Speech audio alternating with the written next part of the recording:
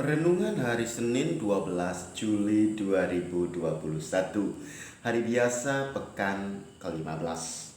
Bacaan pertama diambil dari kitab Keluaran bab 1 ayat 8 sampai dengan 14, dilanjutkan ayat 22.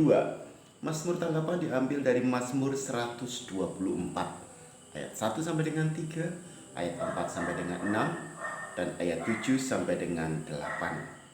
Bacaan Injil diambil dari Injil Matius bab 10 ayat 34 sampai dengan bab 11 ayat 1. Sampai dengan pertengahan tahun 2021 ini, sampai dengan bulan Juli saat ini, dunia masih diliputi pandemi COVID-19. Bahkan situasi bukan semakin menjadi lebih baik.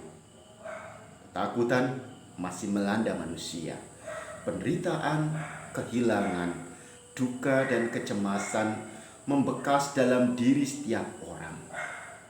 Kedamaian, keharmonisan, kenyamanan, dan ketenteraman diusik, dipisahkan, dan digoyahkan oleh pandemi yang terjadi pada saat ini. Bacaan pertama mengisahkan bagaimana Israel, yang adalah anak sulung Allah, ditindas oleh bangsa Mesir. Mereka dibatasi untuk berkembang. Mereka dipekerjakan sebagai budak. Namun yang menarik, mereka tetap bertambah banyak karena Allah menyertai mereka.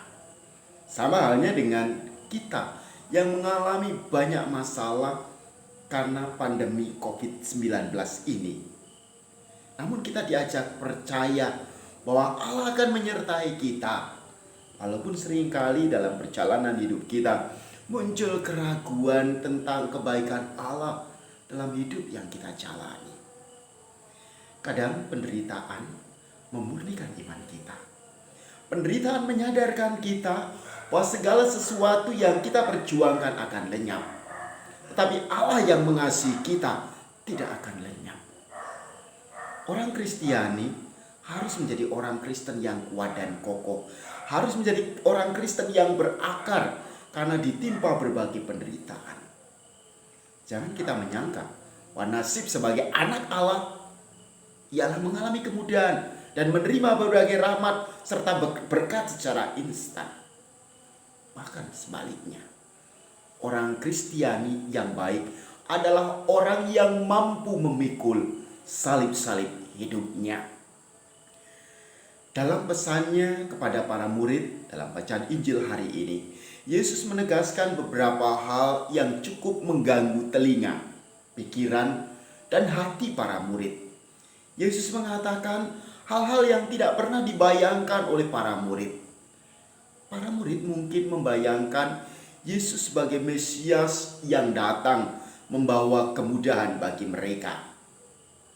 Tampak bahwa Yesus mengetahui isi hati dan pikiran dari para murid tentang Dia. Dengan tegas Yesus mengajarkan kepada para murid agar harus memiliki hati yang siap menderita. Kalau mau menjadi pengikutku, maka kamu harus siap menderita. Menderita karena mengasihi Allah, menderita karena berjuang demi kebenaran, menderita karena mengasihi yang tak dikasih dunia. Itulah penderitaan orang Kristiani. Mengasihi sampai terluka, mengasihi sampai menderita dan wafat. Penderitaan orang Kristiani harus didasarkan pada kasih Allah dan sesama. Bagi kita umat beriman, penderitaan bukanlah hal yang menakutkan. Setiap orang tidak boleh menjauhi penderitaan. Penderitaan akan memurnikan kita untuk semakin kuat dan teguh dalam menjalani kehidupan kita. Jika kita harus mengalami penderitaan karena kasih kita kepada sesama dan Tuhan, maka murnilah penderitaan kita. Jika saat ini kita masih berada di masa-masa sulit, banyak tugas, banyak tantangan, dalam banyak problem dalam hidup rumah tangga, banyak tantangan dalam hidup membiara, dalam hidup sebagai seorang imam, banyak keperluan yang tidak dapat terpenuhi, banyak penyakit yang diderita. Ingatlah bahwa kita akan mencapai kebahagiaan karena sementara saat ini kita memikul salib bersama Tuhan Sang Immanuel. Ya Tuhan, salib-Mu adalah tanda kemenangan. Namun kami sering takut menghadapi salib kehidupan ini. Ampunilah kami ya Tuhan, dan kuatkanlah kami.